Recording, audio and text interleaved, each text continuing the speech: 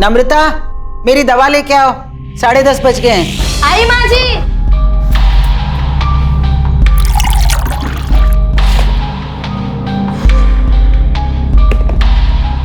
आज दवा देने में फिर देर कर दी। पता है डॉक्टर ने क्या कहा है कि ठीक 10:30 बजे दवा लेनी है। जी माँ जी, ये लीजिए।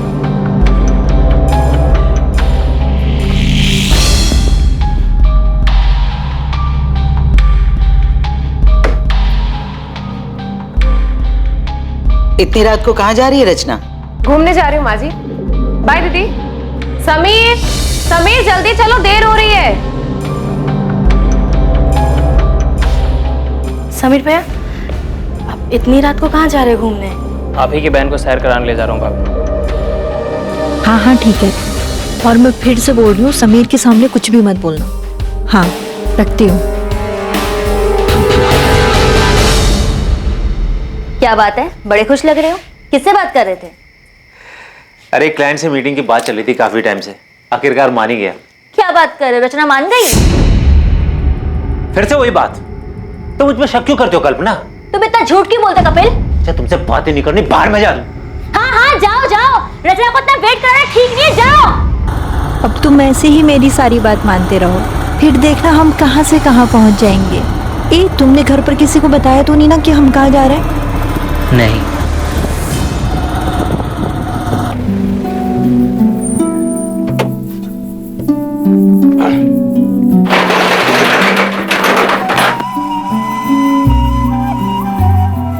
समीर,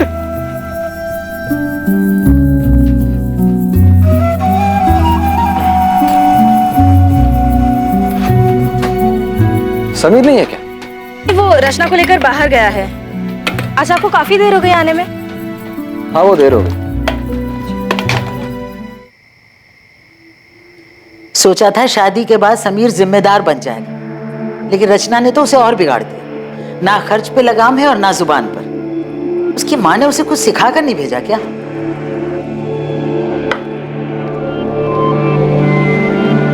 माँ बस भी करो।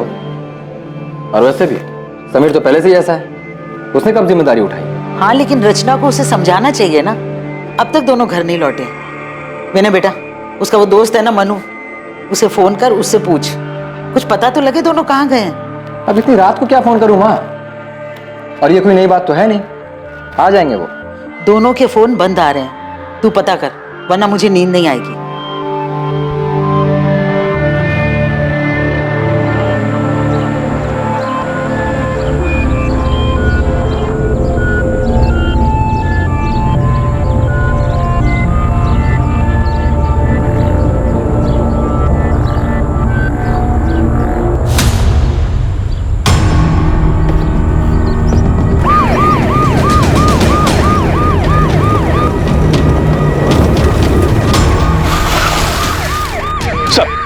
इधर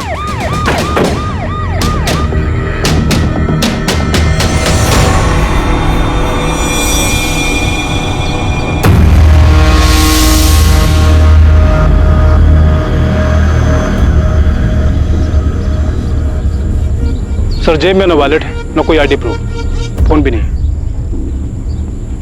मारने वाला वॉलेट ले गया, लेकिन नोटों की गड्डी यहीं छोड़ दी। मर्डर पैसों के लिए नहीं हुआ। आप लोगों में से सबसे पहले लाश किसने देखी थी? जी सर, लाश को सबसे पहले मैंने देखा। किसी को आते जाते देखा है? नहीं सर, बस ये देखा और मैंने आपको फोन किया।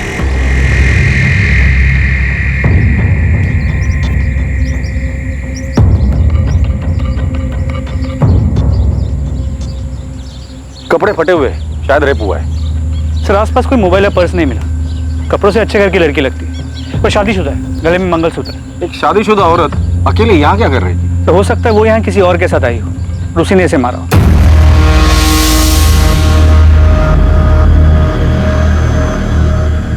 एक शादीशुदा जोड़ा घर से एक साथ निकलता है और कुछ घंटों बाद अलग अलग शहरों से दोनों की लाशें बरामद होती हैं। समीर की लाश उज्जैन पुलिस को मिलती है और रचना की लाश इंदौर पुलिस को। और दोनों जगहों की पुलिस को एक दूसरे के मर्डर केस के बारे में कोई खबर नहीं थी। इस जोड़े की हत्या के पीछे क्या मकसद था? रफ्तार से आगे बढ़ रही इनकी जिंदगी पर मौत की लगाम आखिर किसने और क्यों लगाई थी?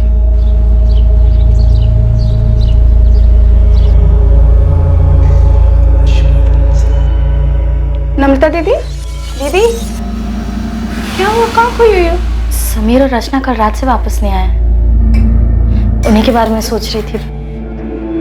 तेरा भाई अभी तक घर नहीं लौटा है, रात से सुबह हो गई है। चिंता मत करो माँ, आ जाएंगे दोनों। मन्नू को भी बोल दिया मैंने पता करने को। सुनिए, मुझे भी उनकी फिक्र हो रही है। इसे इतनी देर तक बिना बताए। अरे यार, बेकार में ही घबरा रहे हो तुम दोनों।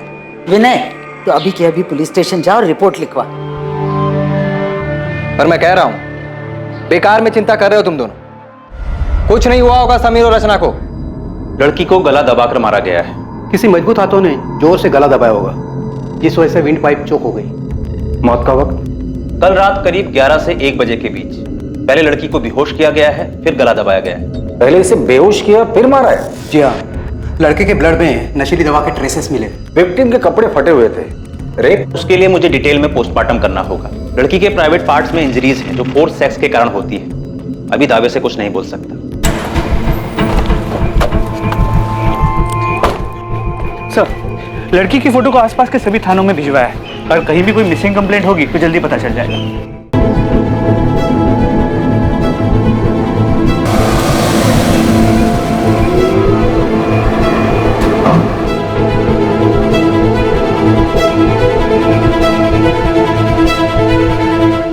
बेटा, आज शाम को तैयार है।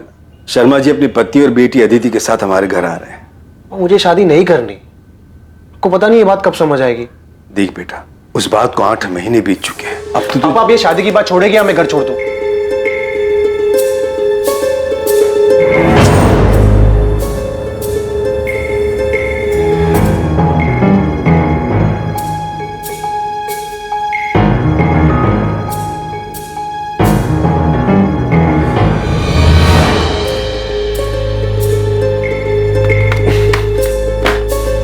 विनय भैया पुलिस स्टेशन गए हैं शिकायत लिखवाने। हाँ मनु बेटा, समीर और रचना कल रात से घर नहीं लौटे।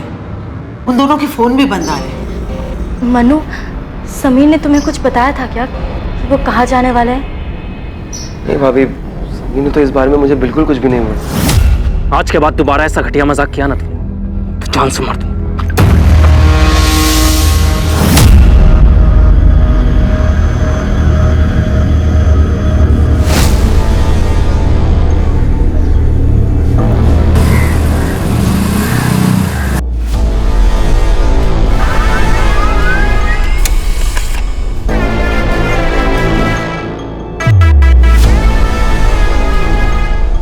उज्जैन पुलिस को इसकी लाश भी 18 सितंबर को मिली। जी सर, इस लड़के की भी कोई आइडेंटिफिकेशन नहीं मिली। लेकिन हैरानी की बात यह है कि मौत का वक्त और मारने का तरीका बिल्कुल सेम है। हमें जिस लड़की की लाश मिली थी उस केस के डिटेल्स इस केस के डिटेल्स से काफी मैच करते हैं। उज्जैन के माधव चौक पुलिस स्टेशन के पीएसआई अनिरुद्ध से मेरी बात हुई। तुमने जिस लड़की की फोटो डिटेल्स भेजी है उसे पढ़ते ही मुझे लगा कि शायद ये दोनों विक्टिम्स कनेक्टेड हैं। क्या ये दोनों विक्टिम्स उज्जैन के हैं? ये तो पता नहीं कि उज्जैन से इंदौर से, लेकिन पोस्टमार्टम रिपोर्ट के हिसाब से लड़के की भी मौत 17 सितंबर की रात 11 से 1 के बीच हुई। पहले नशीली दवा देकर बेहोश किया गया और फिर गला घोटकर मार दिया गया। प्रशांत, इस लड़के की फोटो इंदौर के सभी पुलिस स्टेशन में सर्कुलेट कर दो और खबरियों को काम पर लगा दो। पता तो चले ये दोनों विक्टिम एक दूसरे से कनेक्टेड है भी या नहीं। पुलिस और खबरियों ने इंदौर और उज्जैन में जगह जगह दोनों विक्टिम्स के बारे में पूछताछ की और जल्द ही उन्हें पता चल गया कि वो दोनों विक्टिम्स समीर शुक्ला और रचना शुक्ला थे।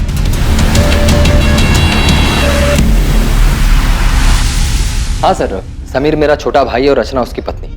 सर, कुछ खबर मिली उनकी? वो लोग 2 दिन से घर नहीं आए। ढूंढेंगे कैसे? आप लोगों ने उनकी मिसिंग कंप्लेंट भी नहीं लिखवाई। ये क्या कह रहे हैं आप? विनय ने खुद जाकर थाने में रिपोर्ट लिखवाई थी। माँ, मुझे लगा कि थोड़ा रुक जाता हूँ, शायद वो दोनों अपने आप ही वापस आ जाएं। तो तूने मुझसे झूठ क्यों बोला? सर, समीर और रचना अब कहाँ हैं? हमें उन दोनों की डेड बॉडीज मिली। क्या? क्या? समीर, समीर,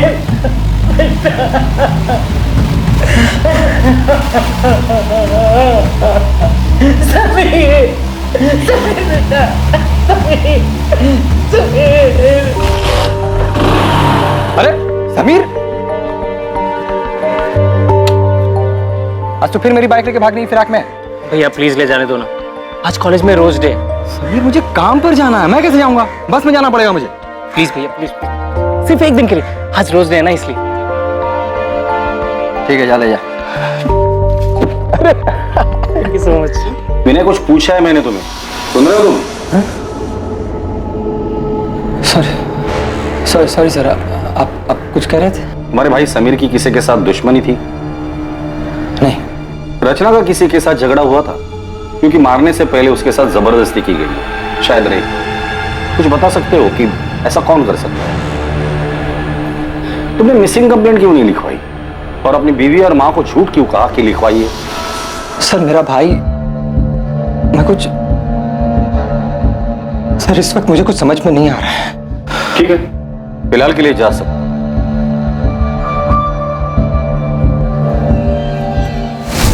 ये विनय वाकई में इतना प्यार करता था या एक्टिंग कर रहे हैं? ये समीर और रचना, इनका कत्ल एक ही तरीके से हुआ है, लेकिन इनकी डेड बॉडीज हमें अलग अलग शहरों में मिली।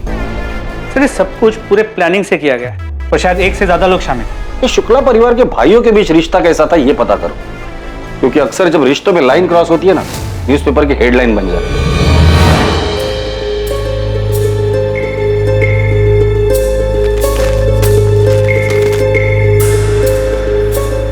क्या हो पापा, ऐसे हड़बड़ा क्यों रहे हो?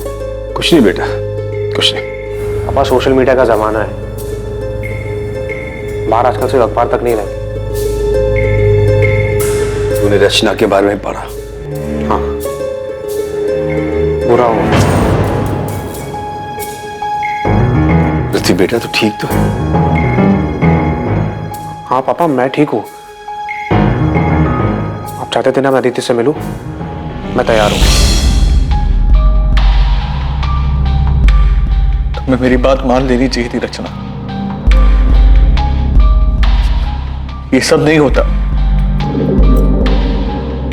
क्या हुआ?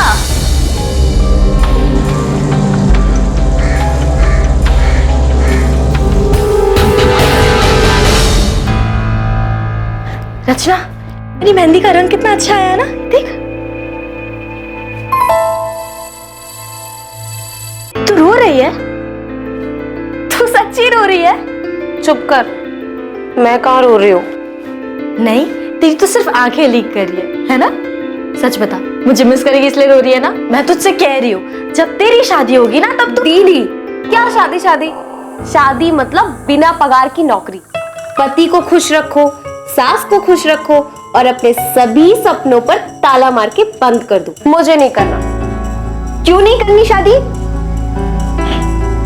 मैंने नम्रता के देवर समीर से तेरे रिश्ते की बात चलाई है। बहुत अच्छा लड़का है और तुझे पसंद भी करता है। माँ पसंद नहीं, पूरा लट्टू है रचना पर। देख रचना, मैं तुझे अभी समझा रही हूँ, तो सुधर जा। आसमान में नहीं जमीन पर रहना है हमें।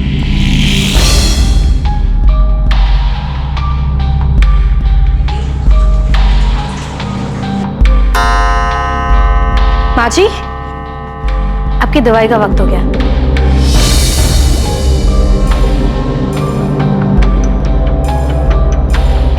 मुझे समझ नहीं आ रहा विनय ने मुझसे झूठ क्यों बोला, उसने रिपोर्ट क्यों नहीं लिखवाई।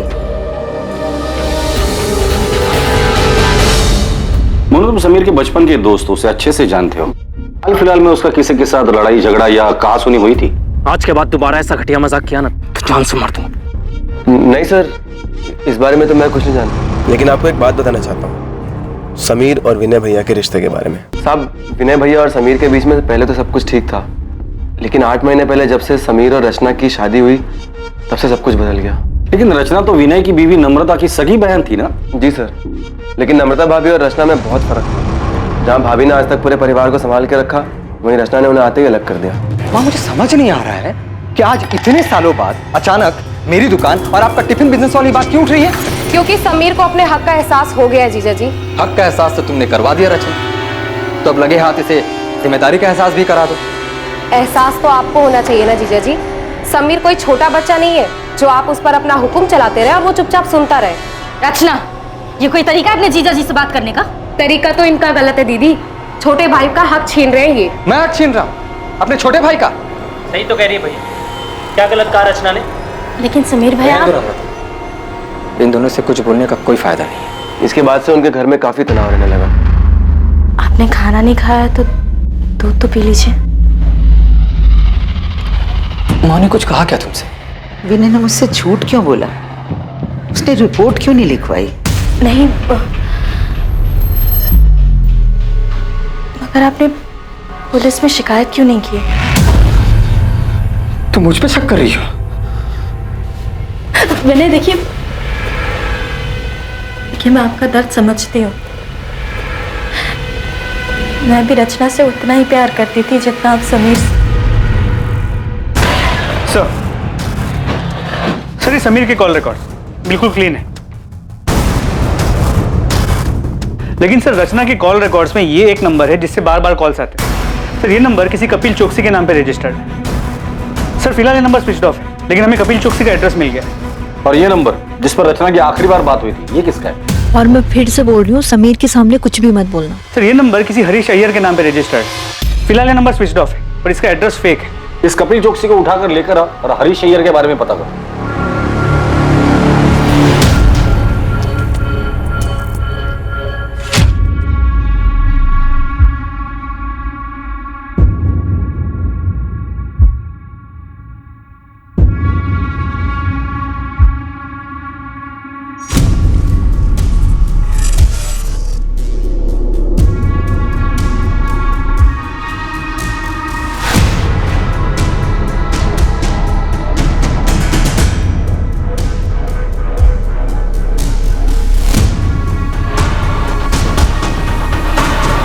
कल्पना, अच्छा यही होगा कि आप हमें सच सच बता दें कि आपके पति कपिल इस वक्त कहाँ है? सर मेरा उस आदमी के साथ कोई वास्ता नहीं है। कपिल क्या हुआ?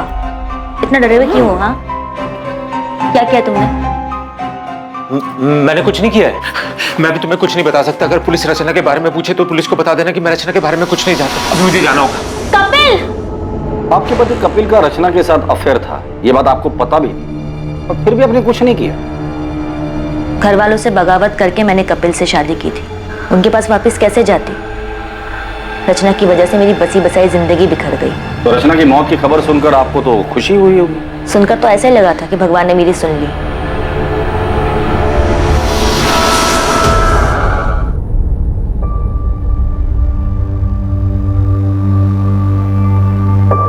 मैं तुमसे प्यार करने लगा हूँ। शादी करोगे मुझसे?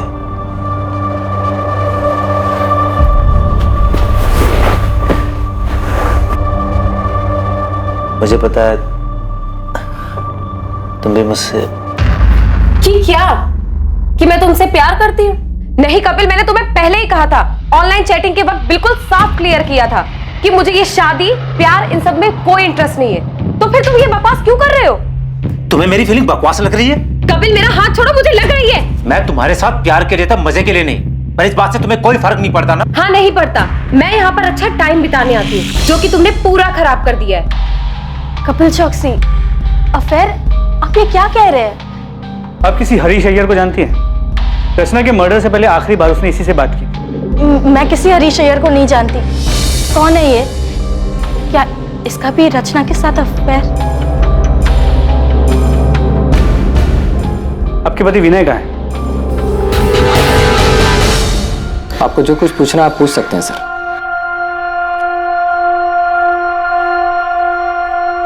नम्रता, उस रात विनय काफी देर से घर लौटा था ना? 17 सितंबर की रात को मेरा टेम्पो बिगड़ गया था सर। गराज का रसीद है मेरे पास, जहां से मैंने टेम्पो ठीक करवाया था। समीर और रचना 17 सितंबर को गायब हुए थे और 20 सितंबर तक तुमने उनकी मिसिंग कंप्लेंट नहीं लिखवाई थी। क्यों? क्योंकि समीर की शादी के बाद ऐसा 2-3 बार पहले भी हो चुका था। समीर और रचना अक्सर बिना बताए घूमने चले जाते थे। मैंने सोचा 1-2 दिन में लौट आएंगे। सर यही सच है। और दुकान के किराए के पीछे हुए झगड़े का सच, वो क्या था? सर रचना के उकसाने पर हमारे बीच झगड़ा हुआ था, लेकिन समीर हमेशा से जिद्दी रहा है। ये मनमानी करना उसके लिए कोई नई बात नहीं थी। समीर और रचना की शादी को सिर्फ 8 महीने हुए थे और इन महज 8 महीनों में ही समीर और उसके बड़े भाई विनय के बीच अलगाव पैदा हो गया था। ये बात भी सामने आई थी कि शायद रचना का किसी कपिल चौकसी के साथ अफेयर था, लेकिन अब जो खबर सामने आने वाली थी वो शुक्ला परिवार को पूरी तरह से झकझोर कर रख देने वाली थी। तुझे क्या लगा था? तू बताएगा नहीं तो हमें पता नहीं चलेगा? बोल। समीर के मर्डर से एक दिन पहले तुम दोनों का किस बात को लेकर झगड़ा हुआ था? आज के बाद दोबारा ऐसा घटिया मजाक किया ना तो जान से मार दूं। तुझे भरोसा नहीं है ना मेरी बात पे? ये देख, देख अपनी आंख से। ऐसा क्या था उस वीडियो में कि समीर के होश उड़ गए? बता दो। रचना का सच जो इत्तेफाक से मेरे सामने आ गया। सर वो कुछ 3-4 हफ्ते पहले मेरा दोस्त पंकज इंदौर से आया हुआ था। हम दोनों होटल के कॉरिडोर से बाहर आ ही रहे थे कि वहां मुझे रचना दिखी। वो किसी आदमी के साथ थी। मुझे देखकर ये बहुत झटका लगा। मेरे कुछ समझ में नहीं आया तो मैंने तुरंत अपना फोन निकाला और उनके कमरे में अंदर जाने की वीडियो बना ली ताकि समीर को दिखा सकूं। कौन है आदमी? सिर्फ ये एक आदमी नहीं है, मैंने उस होटल के वेटर से बात भी की है। हाँ साहब, ये मैडम अक्सर यहाँ आती हैं और इनसे मिलने कई साहब आते हैं।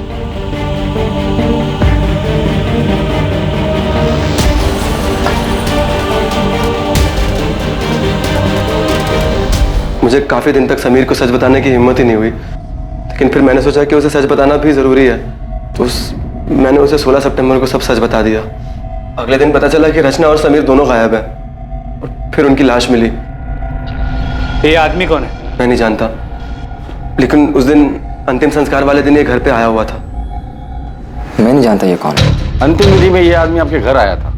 आया होगा, मुझे नहीं मालूम। तुम्हारी बीवी नम्रता इस सब के बारे में जानती है? नम्रता, रचना ने जो किया उसमें तुम्हारा कोई दोष नहीं है। विनय, आप पुलिस की बात मत सुनो, वो लोग झूठ बोल रहे हैं।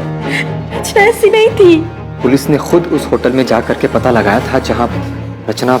ये रचना भी ना जाते जाते हम सबका मुंह काला कर गई। तेरी माँ ने यही सिखाया था क्या उसे?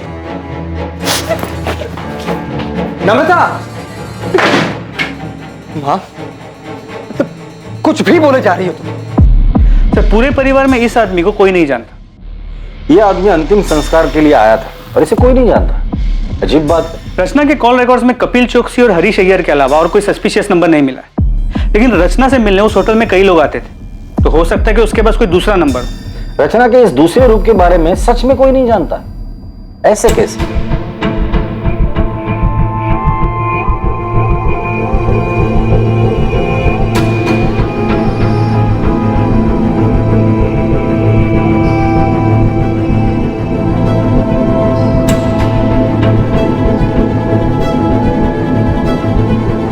रचना की जिंदगी का सच आखिर था क्या, और इस डबल मर्डर के पीछे कौन था और उसका मकसद क्या था, और कितने लोगों को रचना का सच पता था?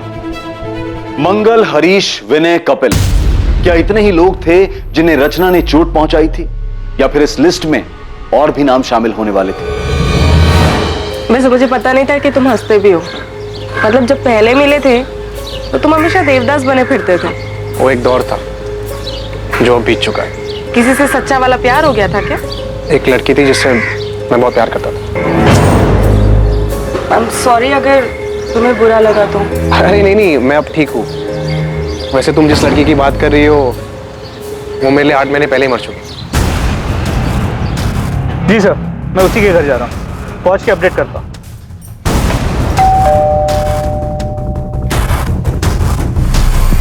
अंदर कमरे में है।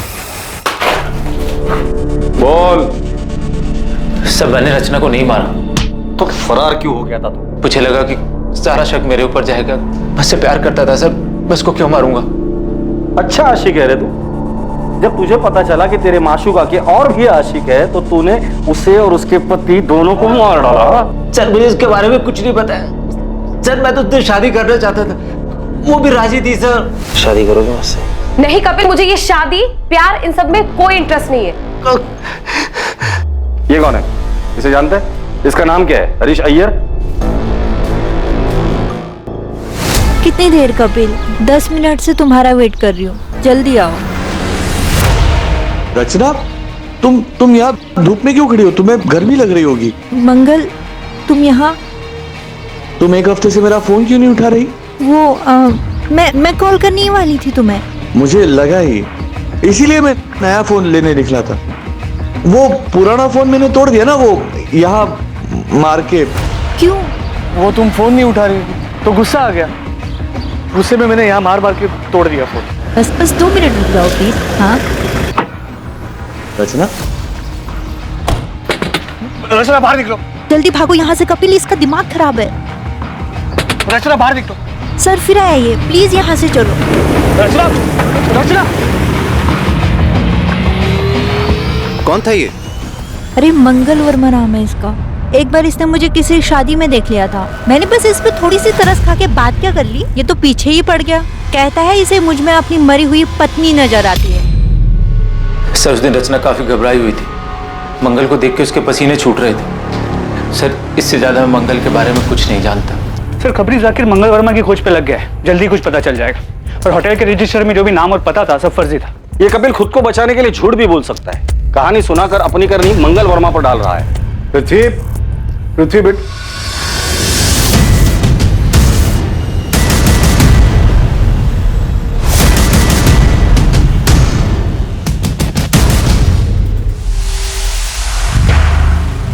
मुझे लगा तू रचना को भूल चुका। भूल चुका हूं मैं पापा, शायद वो ऐसे ही खुल गया होगा। कुछ काम था आपको? मैं तो यहाँ आदित्य के साथ तेरी शादी की बात करने आया था। और तू?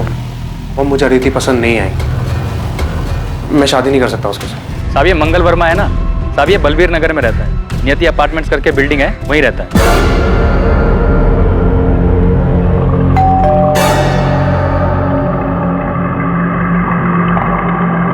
सर मंगल वर्मा को उसकी वाइफ ज्योति के मरने का गहरा सदमा लगा था, दिमागी हालत पे काफी अनस्टेबल हो गया था। इनफैक्ट काफी टाइम तक वो अस्पताल में था जहाँ पे उसका ट्रीटमेंट चल रहा था। अभी 1 साल पहले हॉस्पिटल से डिस्चार्ज हुआ है। उसके डॉक्टर ने बताया कि कभी कभी वो आपे से बाहर हो जाते हैं, काफी वायलेंट हो जाता है, लेकिन किसी भी पुलिस स्टेशन में उसकी कोई वायलेंट या क्रिमिनल हिस्ट्री नहीं मिली। तुम रचना से कैसे मिले? उसे पहली बार मैंने एक शादी में देखा था। उसे देखकर ऐसा लगा कि उसके रूप में मेरी ज्योति वापस आ गई, इसीलिए मैं उससे बात करने लगा, फिर उसे मिलने लगा। बिल्कुल ज्योति की तरह रखता था मैं उसे। वाह, थैंक यू सो मच। खुश हो ना? बहुत ज्यादा।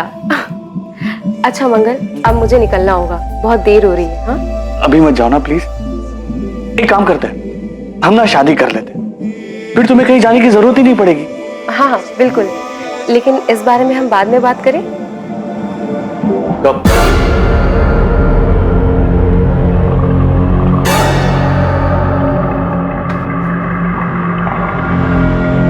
पिछले 1 महीने से तुम यही बात की। क्या क्या प्रॉब्लम क्या है? तुम्हारी जिंदगी में कोई और है, तुम मुझसे प्यार नहीं करती, छोड़ना चाहती हो मुझे? नहीं, तुम धोखा नहीं दे सकती। रचना तुम मेरी बीवी हो, सिर्फ मेरी बीवी हो रचना। मंगल, मंगल, मंगल क्या कर रहे हो? मंगल, मंगल, मंगल मेरी बात सुनो मंगल, इसे फेंक दो मंगल। शादी करोगी मुझसे वरना?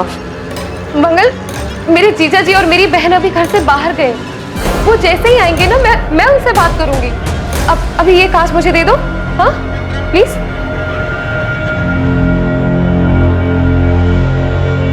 उस दिन के बाद मेरी रचना से कोई बात ही नहीं हुई। बहुत फोन किए मैंने उसे, लेकिन इसने उठाया ही नहीं। रचना के साथ कौन से नंबर पर बात होती थी तुम्हारी? 4441121। रचना ने बेवकूफ बनाया तुम्हें। तुम यहाँ उसे महंगे महंगे तोहफे देते रहे और वो वहां तुम्हारे साथ साथ 4 और लोगों को भी घुमा रही थी। रचना के बारे में ऐसी बात मत करो प्लीज। ये हम नहीं, पूरा इंदौर बोल रहा। तुम नहीं जानते? अरे तुम्हारे जैसे कई आशिक है उसके, उनमें से एक यहाँ जेल में भी है। कहता है कि वो रचना से प्यार करता था और रचना भी उससे प्यार करती। तुम जिस होटल में रचना के साथ जाते थे, रचना वहां और लोगों के साथ भी जाती थी। रचना सिर्फ मेरी थी, उसके बारे में बकवास नहीं समझे? उसके बारे में बकवास मत करना। रचना सिर्फ मेरी थी, बकवास बात मत करो। सर सिर्फ रचना के एक चक्कर के बारे में सुन के इतना वायलेंट हो सकता है रचना के प्रोस्टिट्यूशन के बारे में पता चल गया और इसी ने उसे मारा। तुम सही कह रहे हो। मंगल रचना से जिस नंबर पर बात करता था उस नंबर का सीडीआर निकलवाओ, उसमें रचना के और भी क्लाइंट्स के नंबर होंगे, उनसे बात करो, उनका बैकग्राउंड चेक करो। अभी तो सिर्फ 2 ही आशिक मिले हैं, पता नहीं लाइन में और कितने आशिक खड़े होंगे। तुमने भागकर अपने पैरों पे कुल्हाड़ी मार ही ली थी, वो तो मैंने सही टाइम पर पुलिस को बुलाकर तुम्हें सब कुछ बर्बाद करने से रोक लिया। आगे अपने बयान पर डटे रहना, और अगर मुझ पर भरोसा हो गया हो तो जैसे जैसे मैं कहूँ ठीक वैसा वैसा करना। जैसा तुम कहोगी वैसा ही करूंगा, बस मुझे यहाँ से निकाल लो। मैं तुमसे वादा करता हूँ दुनिया का सबसे अच्छा पति बन के दिखाऊंगा।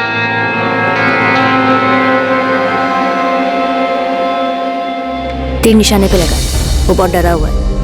कह रहा जैसा मैं कहूंगी वैसा ही करेगा।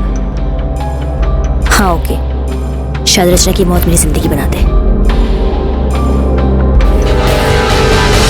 साहब, कोई बाइक पसंद आई? ऐसी फटीचर बाइक लेने से मैं कोई साइकिल ले लूंगा।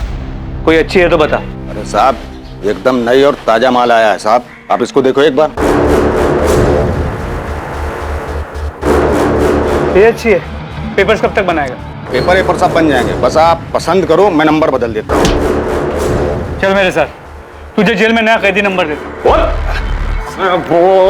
साहब माफ कर दो साहब, हम कसम खाते हैं हमें उसका नाम नहीं मालूम साहब। हम चोरी गाड़ी जरूर खरीदते लेकिन उनका नाम पता नहीं पूछते हैं साहब। कल तो याद होगी ना तुझे? स्केच आर्टिस्ट को बुला कर इससे स्केच बनवा लेना, और इसे अगर शक्ल याद नहीं होगी ना तो इसकी शक्ल बिगाड़ देना।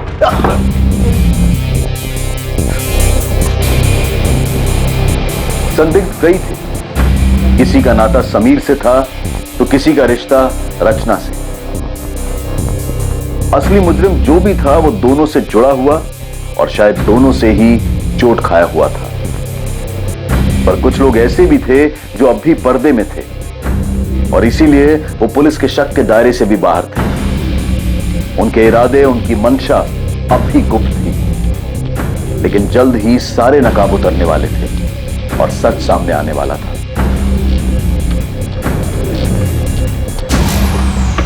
माँ, कहाँ जा रही हो?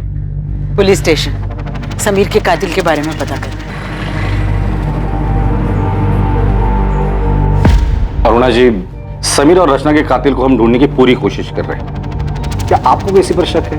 नहीं, लेकिन जिसने भी ये किया है उसे कड़ी से कड़ी सजा मिलनी चाहिए। सर, मुश्ताक ने स्केच बनवाया। क्या आप इसे जानते हैं? इसने समीर की बाइक बेची। सर, इसे तो मैंने समीर भैया के साथ देखा था।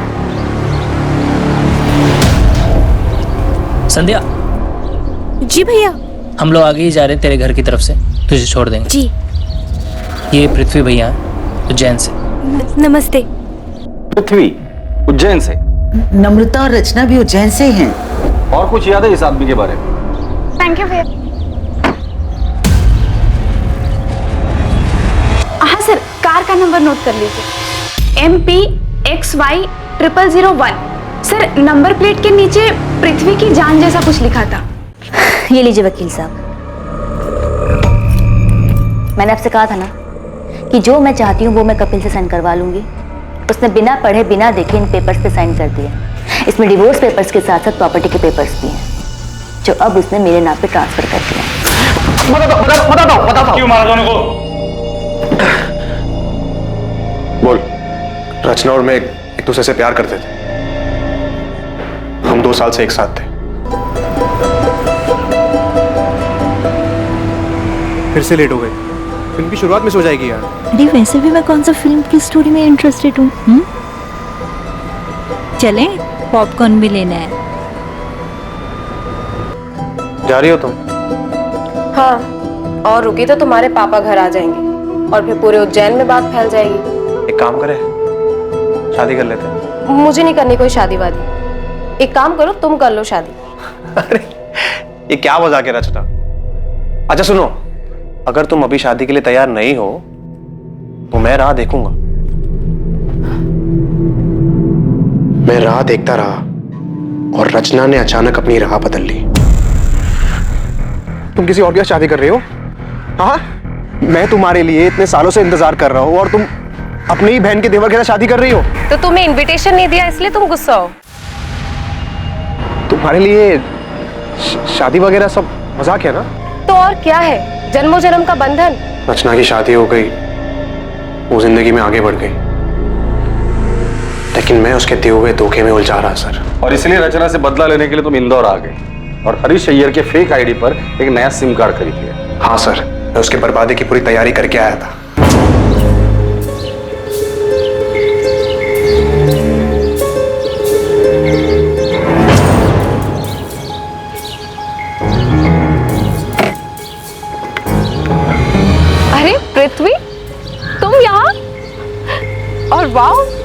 रूप है।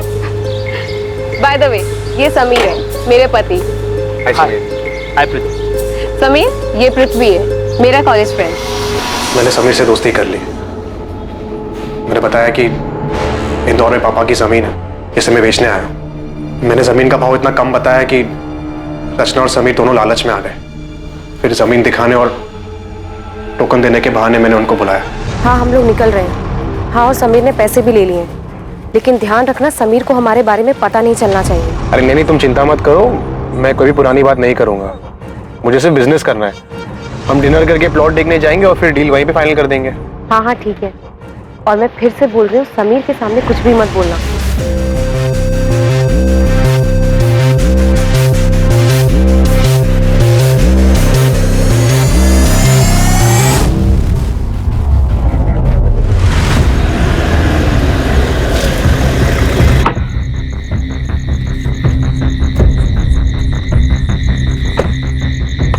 समीर, समीर चल।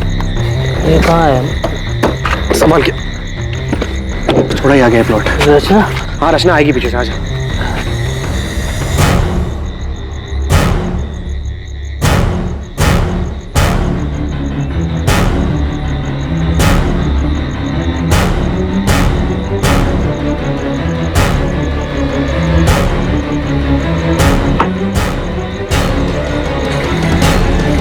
समीर, समीर कहाँ है?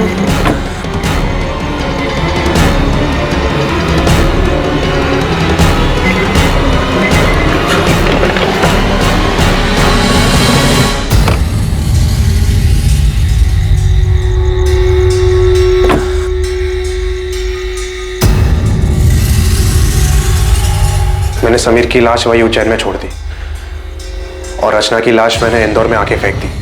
दोनों के फोन मैंने तोड़ के नाले में फेंक दिए और अगले दिन समीर की बाइक ताबे से उठा ली। पृथ्वी, ये सब करके क्या मिला तुझे? मिला सर, बदला मिला।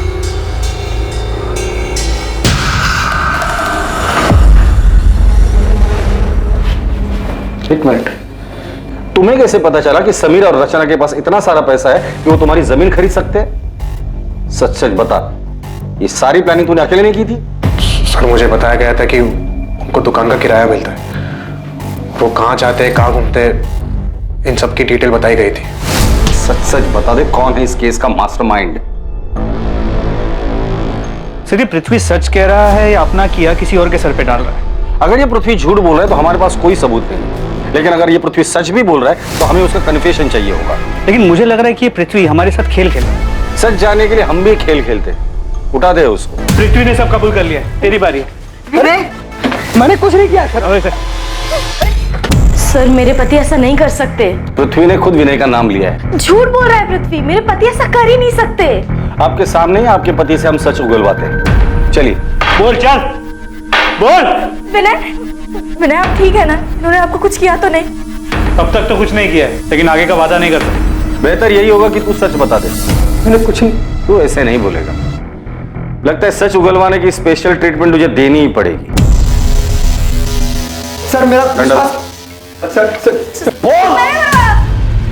मैंने मरवाया रचना और समीर, इन्हें कुछ नहीं पता, इन्होंने कुछ नहीं किया। ये तो क्या कह रही है नम्रता? सच बोल रही है वो। सारा सच हम पहले से ही जानते थे, बस वही सारा सच हम तुम्हारे मुंह से सुनना चाहते थे।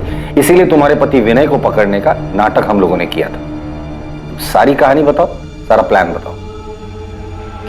सारा प्लान मेरा था।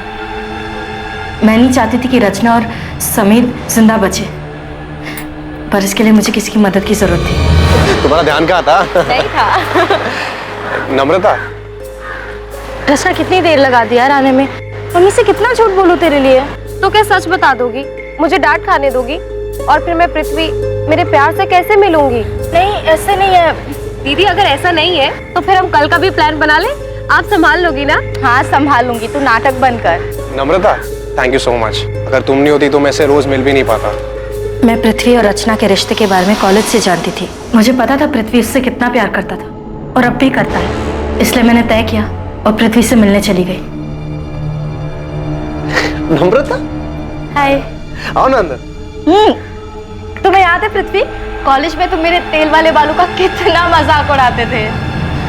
चंपू चाची के नाम से सब जानते थे तुम्हें। चंपू चाची? और वो नाम मैंने रखा था। क्या दिन थे ना वो। याद है तुम रचना के कितने दीवाने थे। नम्रता, रचना की बात फिर कभी मत उठा। मैं अभी भी तकलीफ में हूँ और उसे बुला नहीं पाया हूँ।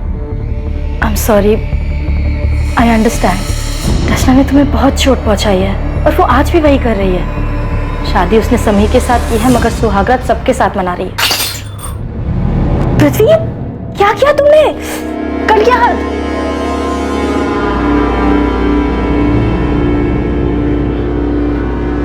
रचना का नाम मेरे सामने कभी मत लेना। बहुत मुश्किल से उसे बोलने की कोशिश कर रहा हूँ। पापा भी चाहते हैं कि मेरी शादी अदिति से हो जाए, और वो लड़की भी अच्छी है, बस मेरा मन नहीं कर रहा। मैं जानती हूँ कि रचना ने तुम्हें बहुत दुख दिया है, मगर सच कहूँ तो रचना पहले से ही बहुत सेल्फिश थी। उसने कभी किसी के बारे में नहीं सोचा, और उसने तुम्हारे साथ जो किया है उसके बाद तो शायद तुम हमेशा तकलीफ में रहोगे, कभी मूव ऑन नहीं कर पाओगे। लेकिन तुम ये सब मुझे क्यों कह रही हो? क्योंकि मैं खुद तकलीफ में हूँ। मैं बस चाहती हूँ कि रचना समझे कि वो इस तरह लोगों के साथ खिलवाड़ नहीं कर सकती। पृथ्वी, तुम रचना को मार डालो। क्या? देखो, उसने तुम्हारे साथ जो किया है और वो बाकी कई लोगों के साथ कर रही है, वो सही नहीं है। उससे रोकना होगा। मैं मानता हूँ कि मुझे रचना पे बहुत गुस्सा है और उसको मारने से ही मुझे सुकून मिलेगा, लेकिन सिर्फ सुकून के लिए मार दूं? पूरा रिस्क मेरा, और फायदा सिर्फ तुम्हारा हो रहा है, मेरा कुछ फायदा नहीं हो रहा है यहाँ पे। तुम्हें मुझसे जो फायदा उठाना है उठा लो, बस रचना और समीर को मार डालो। तुमने रचना को मारने का प्लान सिर्फ इसलिए किया था क्योंकि तुम्हें लगा था कि रचना की हरकतों की वजह से तुम्हारा घर टूट सकता है। मुझे उसके अफेयर के बारे में पहले से ही मालूम था, मगर जब मुझे पता चला कि वो किस हद तक गिर चुकी है तो मैं हिल ही गई। वो किसी के साथ भी सो रही थी और उसके बदले में उसके क्लाइंट्स उसे। रचना प्रोस्टिट्यूशन में है, ये बात तुम्हें पहले से ही पता थी? मेरी टिफिन सर्विस की हेल्पर संध्या, उसका पति उसी होटल में काम करता था जहाँ रचना जाके। मैंने रचना को कई बार समझाने की कोशिश की। हाँ, धंधा करती हूँ। धंधा तो सभी करते हैं ना दीदी। आप भी तो टिफिन का धंधा करती हैं, पेट की भूख मिटाती हैं, और मैं शरीर की। और इसमें साथ साथ कमाई होती है दीदी, वो अलग। हे भगवान, रचना तो कितनी बेशर्म हो गई है। अगर समीर को पता चला तो, बाकी घर वालों को पता चला तो क्या दीदी, तब की तब देख लेंगे ना। और वैसे भी समीर से कई बेहतर मिल जाएंगे मुझे। रचना, तेरे साथ साथ मेरा भी नाम जुड़ा हुआ है। तेरी हरकतों की वजह से मेरा घर टूट जाएगा। अरे हमारे परिवार की बदनामी होगी सो अलग। रचना, माँ को मरे 1 साल भी नहीं हुआ है, सोच उनकी आत्मा को कितनी ठेस पहुंचेगी। अरे दीदी, आप किन बातों को लेकर बैठ गई हो? ये समाज वमाज कुछ नहीं होता है। लोग सिर्फ 4 दिन बातें करेंगे, उसके बाद आगे बढ़ जाएंगे, लेकिन जिंदगी दीदी एक ही है। और मैं अपनी जिंदगी अपने मन मुताबिक जीना चाहती हूँ, अपनी मर्जी से। रचना समझ ही नहीं रही थी। वो घर, परिवार, समाज किसी के बारे में नहीं सोचना चाहती थी, बस अपने मन की करना चाहती थी, जैसे वो बचपन से करती आ रही थी। मगर अब बस बहुत हो चुका था। मैं उसे अपना घर उजाड़ने नहीं दे सकती थी। लेकिन समीर को क्यों मरवाया? पूरा किराया देकर आपने कोई एहसान नहीं किया मुझे। वैसे भी वो मेरा हक है जो पिछले कई सालों से आप मुझसे छीनते आ रहे हैं। मैं छीनते आ रहा हूँ? मैं छीनते आ रहा हूँ? हाँ, तुम।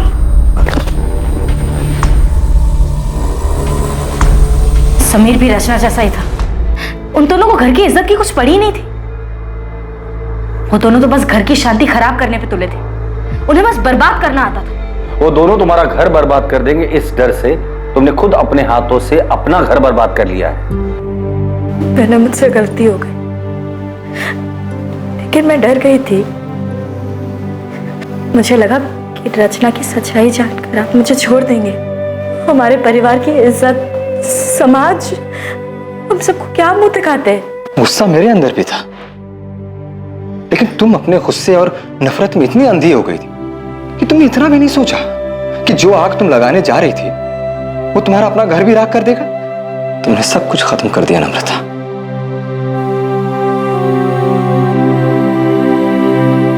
नम्रता शुक्ला और पृथ्वी त्यागी पर आईपीसी की धारा 302 के तहत हत्या के लिए और धारा 120 के तहत साजिश के चार्जेस लगाए गए। पृथ्वी पर बलात्कार के लिए धारा 376 भी लगाई गई है और दोनों इस वक्त न्यायिक हिरासत में हैं। रचना का शादी और समाज की मर्यादाओं की परवाह किए बिना बेलगाम जीना नम्रता को मंजूर नहीं था। नम्रता को जो डर था उसके लिए वो अपने पति से बात कर सकती थी।